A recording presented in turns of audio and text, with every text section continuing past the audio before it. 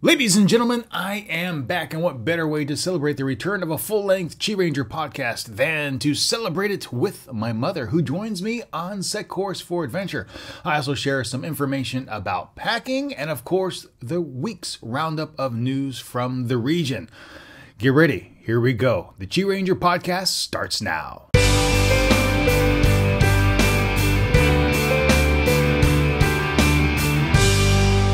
Ladies and gentlemen, welcome back to the podcast. My name is Steve Miller, your host, the internet's QiRanger, coming to you from my office in Dongtan, South Korea. Now, I am jazzed to be here with you, and as we start every week, let me thank you for joining us on YouTube as well as iTunes and, of course, QiRanger.com. Let's go ahead and jump into this week's news roundup, starting here with stories out of South Korea. Now, first up, Arirang, the so-called second national anthem of the country, has been nominated to become a UNESCO Intangible Cultural Asset. It's actually Intangible Cultural Asset number 2 here in Korea, and I'm thrilled that such a moving song that really exemplifies the body and spirit of the Korean people may be elevated to a UNESCO World Cultural Heritage and Intangible Cultural Asset status. That is just awesome news. And I can't wait to see that happen. Also making the news roundup out of South Korea, and this is something that I thought was very strange when it broke a few days ago.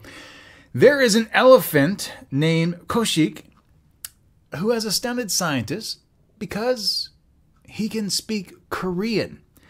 Now, of course, the trunk of the elephant has been documented several times. And what apparently has happened is that this elephant, because he's grown up in captivity, has been able to use the trunk and his own vocal speech to mimic 5 Korean words. They are hello, no, sit down, lie down, and good. And researchers think that because the elephant has spent all of his life here in Korea surrounded by humans, he just naturally emulated those speech patterns. When I first heard about this, I thought, oh my gosh, this is just crazy talk. Crazy talk. But Dr. Angela Stoger from the University of Vienna flew out to Korea and studied the phenomenon. She conducted audio recordings and then played those recordings to native Korean speakers who knew nothing about the elephant or the circumstances of the recordings. Now, every single person was able to correctly identify and discern what the elephant was saying in Korean, which I think is amazing. If you look on YouTube and you look around the world, the number of dog videos that are emulating human speech, it certainly stands to reason that other animals could do that as well. However, what I find also troubling is that I will gladly admit that my Korean is not 100%, and my pronunciation sometimes falters. But to have an elephant have 5 native speakers correctly identify what he is saying just blows me away, because there are some times when I swear that I'm saying a Korean word correctly and no one has a clue to what I've just said. But kudos to Koshik. I think that is just amazing that an animal, an elephant no less, who will never forget, can speak Korean. In other news from South Korea, the Ministry of Justice has started the process of extraditing Liu Chang. Now, he is a 38-year-old Chinese man who was convicted earlier this year of throwing firebombs at the Japanese embassy in Seoul. Japan has asked Seoul to extradite him to Japan, and China has said that no, we would like him to come back to China. He has spent 10 months in jails here in Korea, and the Korean government weighed heavily whether or not to extradite Liu to Japan. He is wanted in Japan for setting fire to the Yasukuni Shrine in Tokyo. Now, China has argued that because of humanitarian conditions, that he shouldn't be extradited to Japan. He was acting out under emotional distress. And I personally think that's a bit of a stretch. If you're under distress, you typically don't go out and commit arson, especially in two different countries where you are not persecuted here in Korea because you're Chinese. So I think Korea is actually in the right here in terms of extraditing Liu to Japan to face trial for his crimes there. Also in South Korea, the nation is opting out of a U.S.-led missile defense shield. Now, U.S. missile defense shields have, well, a little bit of a dubious past. We all remember the Star Wars defense under President Reagan. We remember Bush's umbrella of protection. In my life, I can only think of missile defense being effective during the first Gulf War, with the Patriot missiles shooting down Saddam Hussein's Scud missiles as they were attacking other countries. But the reason that South Korea is opting out of an Asian defense shield is because they are stating that they do not want to cause any diplomatic missteps with close neighbors, most notably North Korea and China, in terms of a global stage. South Korea is very much interested in protecting its own area, and I think that they are right to do so. There is a lot of tension in the area, a lot of political changes in the work, and I think having systems in place to thwart threats is always a good move. Also in South Korea, the nation is shutting down 2 nuclear power reactors because the certification of quality assurance on a number of parts were counterfeit. So the nation is actually shutting down these nuclear power plants to replace the parts that have been vetted. Nuclear power accounts for about 35% of the nation's power, and officials are saying that this outage could be unprecedented as the temperatures drop. There are about 15 to 17 nuclear reactors currently operating in Korea, and over the next 17 years are planning to build 16 new reactors to keep up with power demands. Now, one of the things I find very interesting about this situation is that shutting down these 2 reactors amounts for about, say, a 4% total loss of power if you play the numbers game. And if that creates an unprecedented amount of power loss, that really says something about the strain of the Korean electrical grid, that more steps need to be taken to ensure a lot of power is given to the people, especially as winter comes. I hope that those in the regions where these reactors are coming offline, that they don't have blackouts, that they don't have brownouts, and as the temperatures drop, they're able to get all the power that they can. In North Korean news, the North Korean Drugong Hotel of Doom may actually open next year. This is a 105-story hotel, which kind of dominates the landscape of the North Korean capital, Pyongyang. It was 26 years in the making. Construction first began in 1987, and it is the 47th tallest building in the world, coming in at 1,100 feet.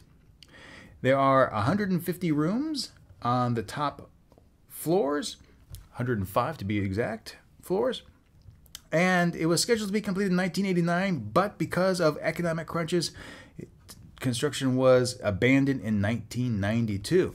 Esquire magazine called it one of the worst buildings in the history of mankind in 2008. But after seeing pictures of it, I gotta say, it looks quite interesting. It reminds me of the glass pyramid over at the Louvre.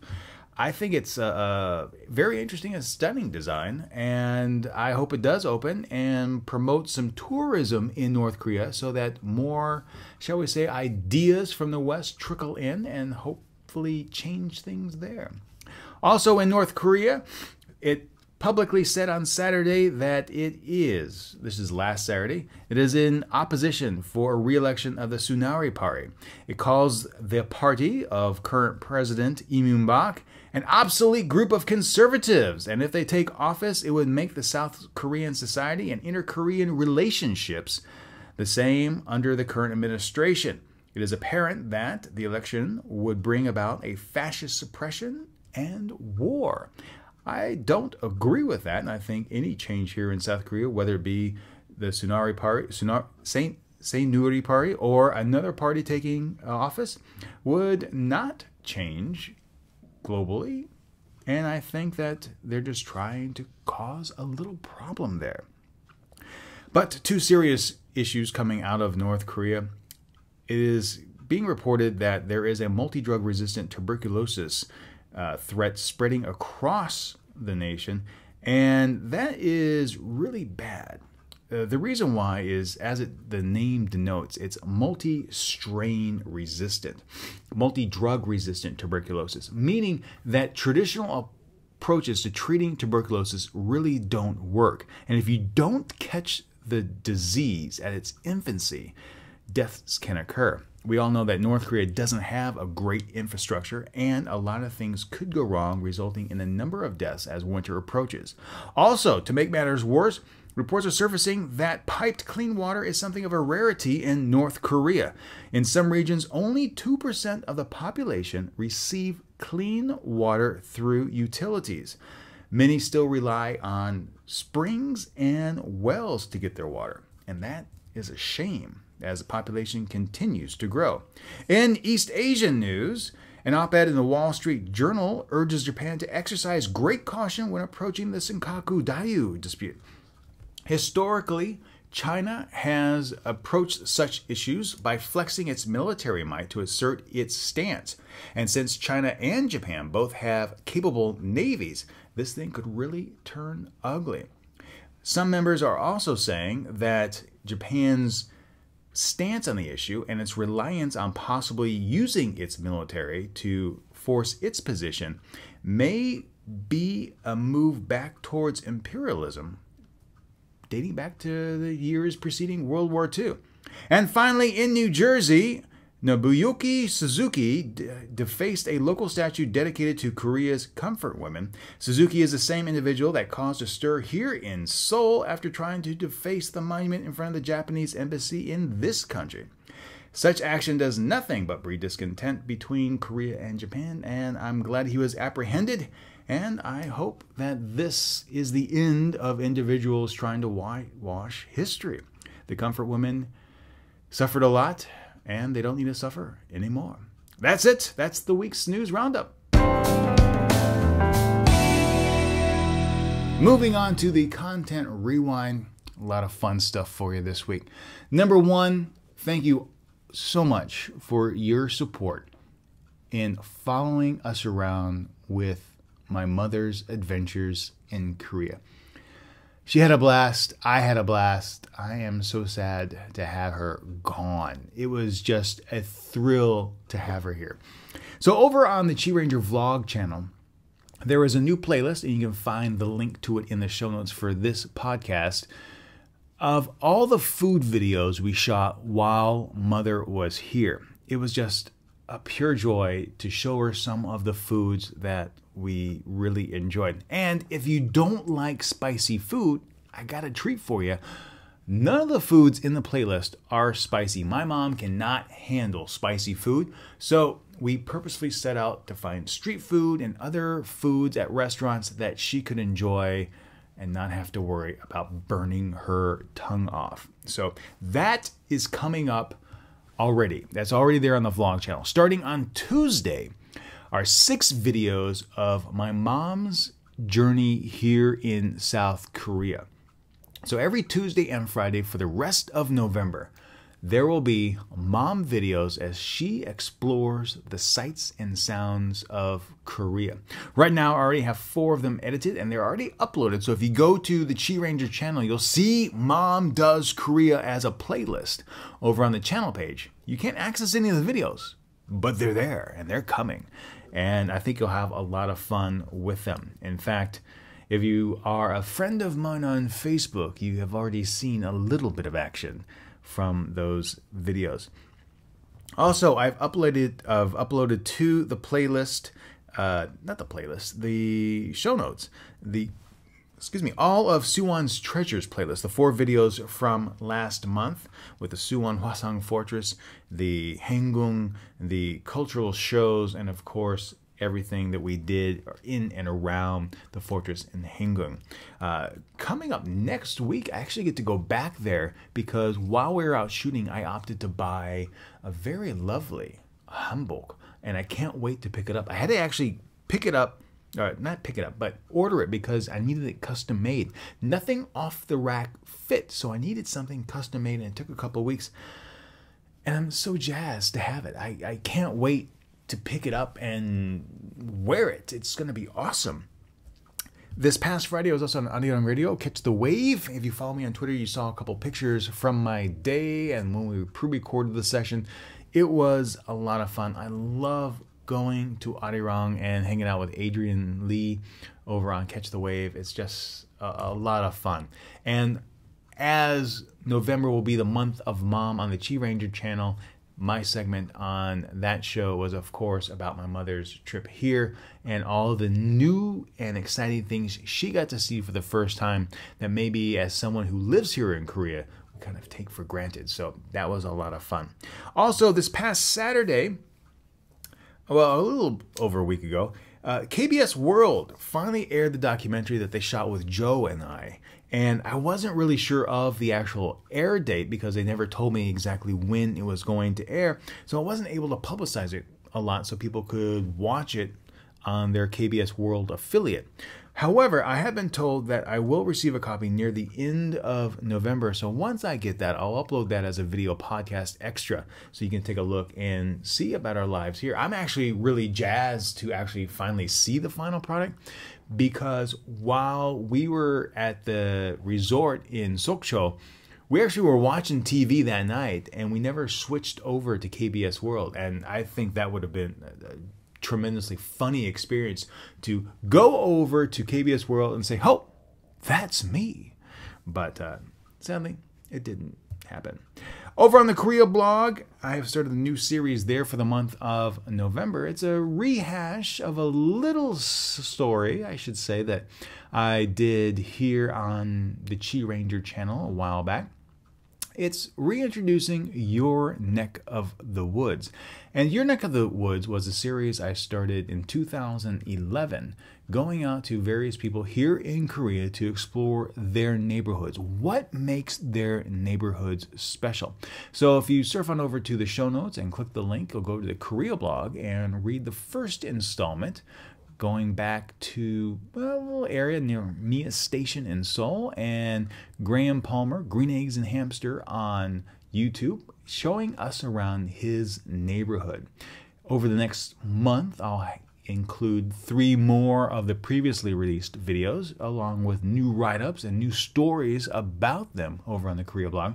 So if you want to know more about living in Korea and what makes a certain area tick, that is the video series for you to watch. And ladies and gentlemen, that's it. That's the Content Rewind.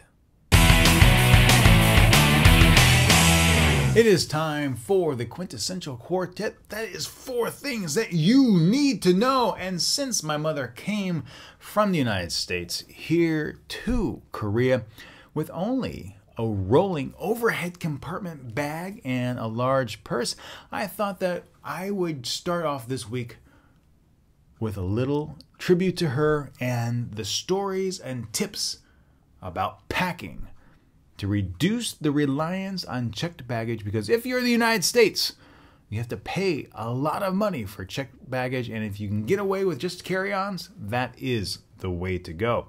So here are 4 things you need to know to maximize your packing space and just go with carry-on luggage. Not only does it make it faster, it makes it cheaper.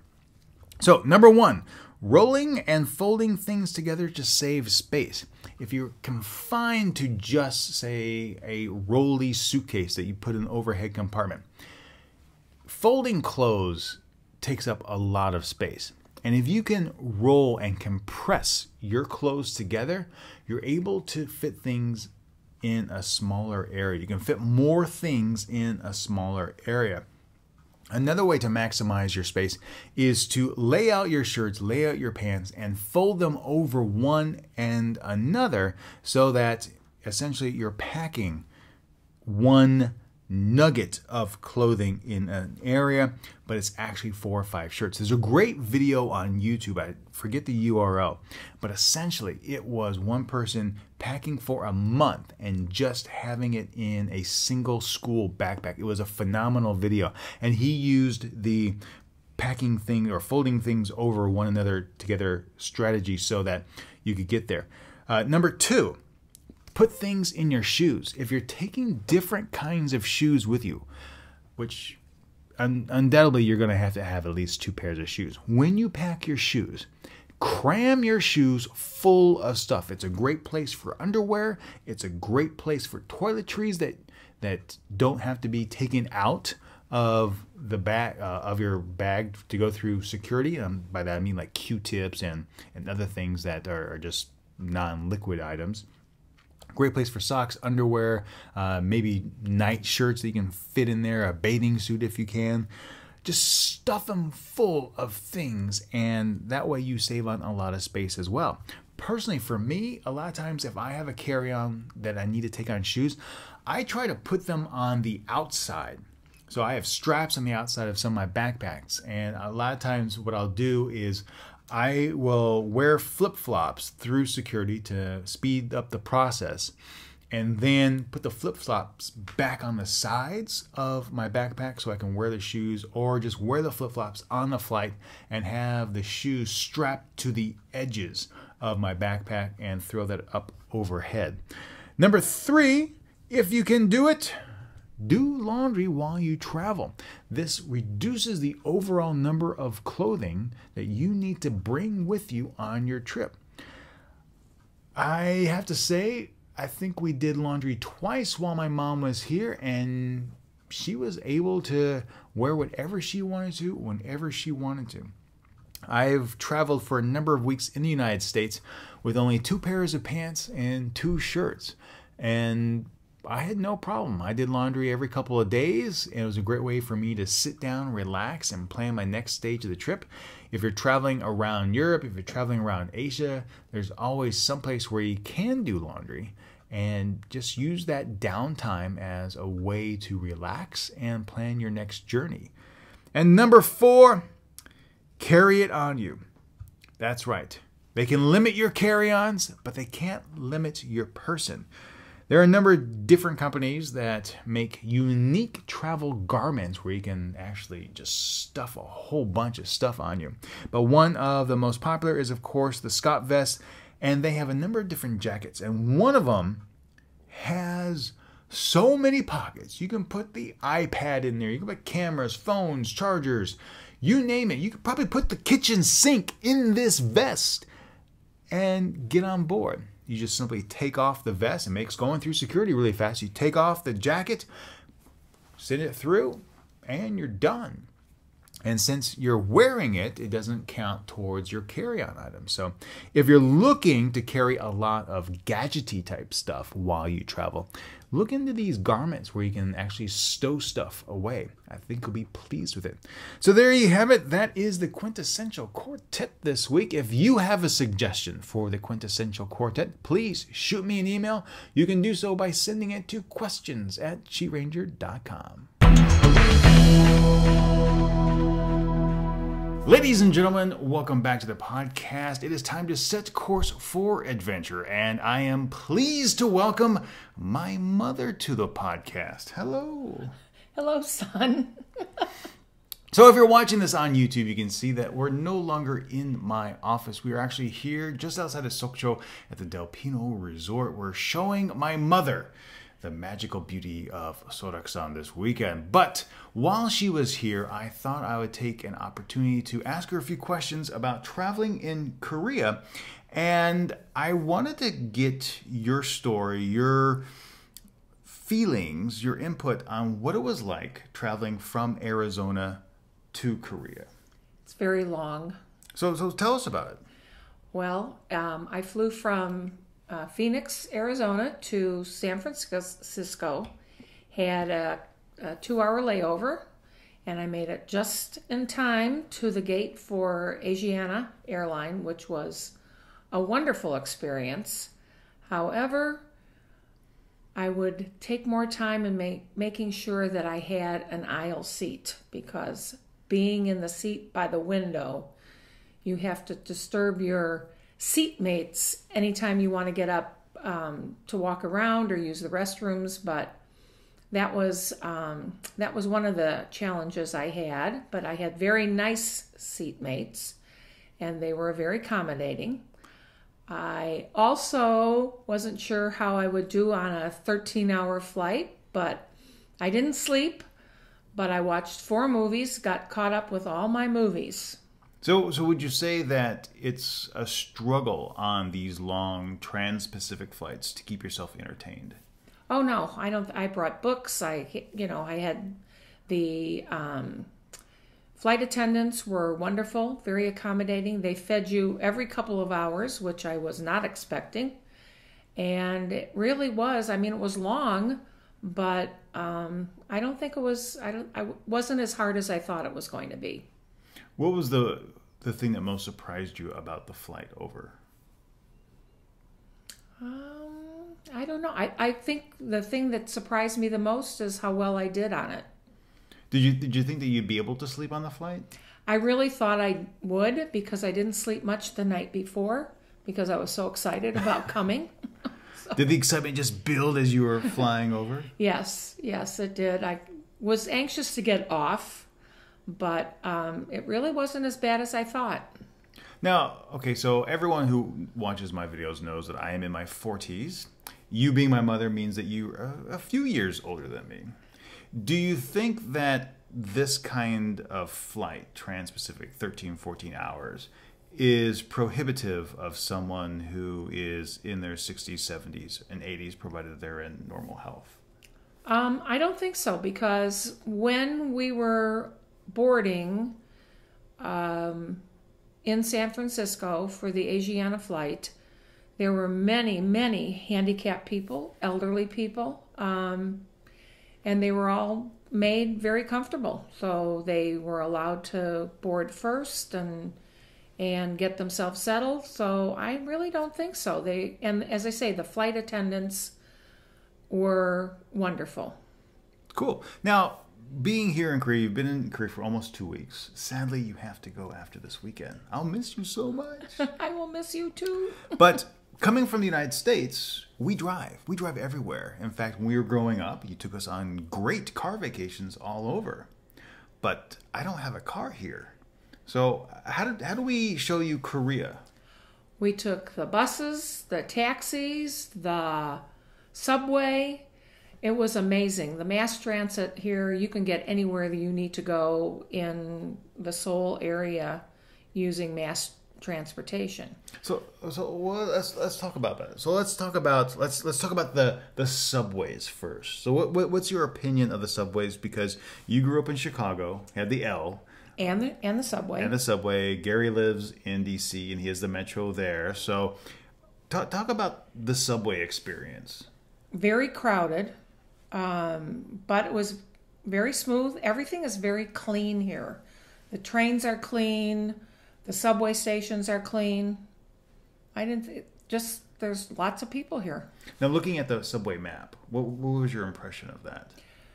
Not speaking Korean, I would probably have a little problem with it, but everything usually had English attached to it. Mm-hmm. So I think if I took some time, I would probably be able to get from point A to... If we actually told you where point A and point B was, you'd be able to find your way? Probably. Yeah, while we were here, we're going to this location, and we never told her exactly how we were going to get there. We just told her we're going to start at home and then end up at a museum, end up at a palace, but not really share with her the exact method of how we're going to get there. And that could be 2 buses or 3 buses, and you hop on and you hop off. So let's talk about the buses now. There's the laugh. So please, buses. If you've ever been to Disneyland and you've gone on Mr. Toad's Wild Ride, that is a pretty good description of what the bus drivers are like here. They go through red lights, they turn on a dime, and if you don't hang on, you maybe find yourself on the floor. But now I will say this. They are incredibly skillful. They would have to be. Because I've seen them make some turns. I've seen them make some stops that I know I couldn't do. And I don't even know, for those that watch Top Gear, I don't even know the Stig could do that. I also will say that on certain occasions, it's happened to me when the bus driver didn't realize I was carrying a large number of things and he jolted and I lost a few things. He actually stopped, came back, and made sure I was okay. Oh. And this one time, Tanita, our friend Tanita, we were coming back on one of the intercity buses, the big red buses, and we were sleeping. And there's in the back row, there's 5 seats, and one is actually on the aisle. And she was sleeping, and this car cut in front of the bus, and the bus driver jammed on the brakes, and Tanita went flying. Oh my gosh. So first the bus driver made sure Tanita was okay. Then he went outside and chastised the car. But so buses here are certainly an experience. They certainly are. Now, so that's mainly the city buses going within a city. So going between, like, say, Dongtan and Seoul, we were on a different kind of bus, the M buses. Is that the red bus? The red buses. So what do you think of those buses? They were very comfortable, but also very hot. We had to take off our jackets because they're kept very warm. Right. So if you come to Korea during the late fall, winter months, just be prepared for that. The buses are incredibly hot and dressed in layers. So that's also. And then taxis. What did you think of the taxi drivers? They knew where we lived, so that wasn't a problem. We took quite a few taxis because it worked out just as well to take a taxi or a bus. But they were all nice. Mm-hmm. Cabs were all well maintained, and yeah, they were fine.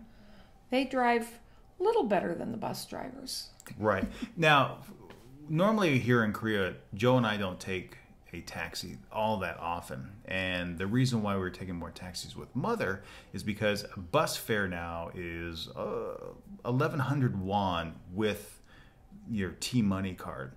But with 3 people, that's 3,300 won. And a lot of times we could be at a certain location and take a cab ride home for less than that with 3 people splitting it. So that's why we're taking more cabs. Plus, we actually got caught in a couple of rainstorms, yes. Unexpected rainstorms. Right. And rather than hustling it to a bus stop, we just opted for the cab ride home. Right. So let's talk about your actual visit here. Now, we took you to a lot of places. Yes, you did. Now, we grew up in the United States, and we're familiar with MASH. And then you've seen some of my videos here in Korea. What really surprised you about actually being here? I think the most surprising thing is the number of skyscrapers in the Seoul area. And in the middle of all of that, there are beautiful temple grounds and palace grounds and families having picnics, and it was wonderful. And living in the desert, I don't get a chance to enjoy fall, and walking in these parks surrounding the temples and the palaces, fortresses, and seeing all the beautiful scenery, it was just wonderful. Just wonderful. Anything that really stuck out in your mind as far as one of the places we went? I love the fortress. I love the palace. The palace that we saw. Gyeongbokgung? The one, yes, that one that I can't pronounce. We got to see the changing of the guards, and that was awesome. That was awesome. So colorful. Loved it. All right. Now, Korean food is making a big splash. It's said to be the second Korean wave after K-pop.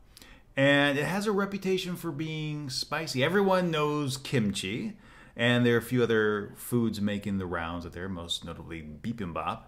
But you don't do well with spicy food. I do not do well with spicy foods, and I was a little bit concerned, but Steve told me that he would find something that I could eat and enjoy, and I must say I have not had one spicy meal that I couldn't tolerate. I don't think we had any.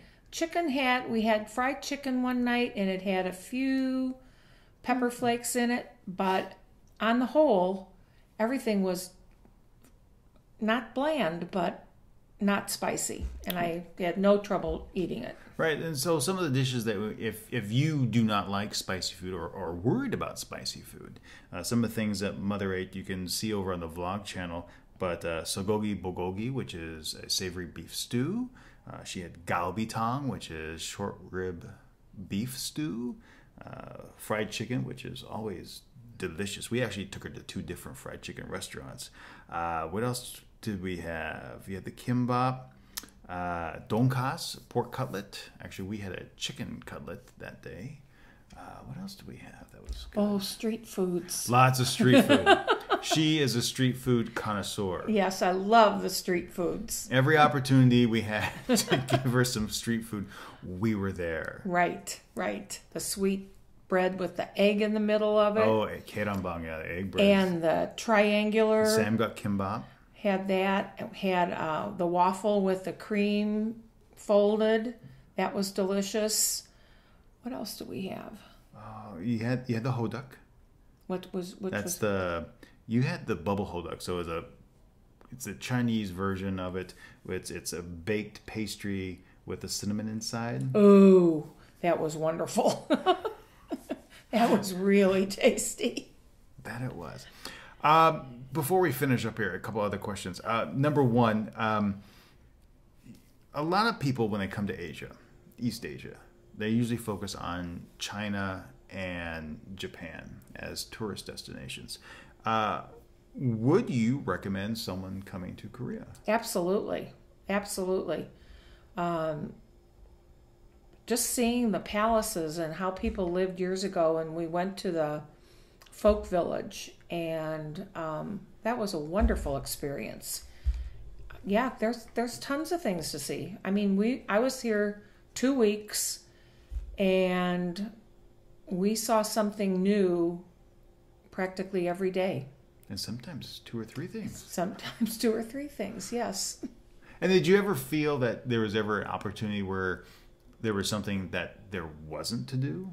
Oh, no. We even went to a mall and to a movie. Yeah. So There's always something to do. There's always something to do. In terms of price, traveling within Korea, public transportation is fairly inexpensive. Yes. 1,000 won, roughly $1 per segment of your trip. But what do you think of the cost for food? I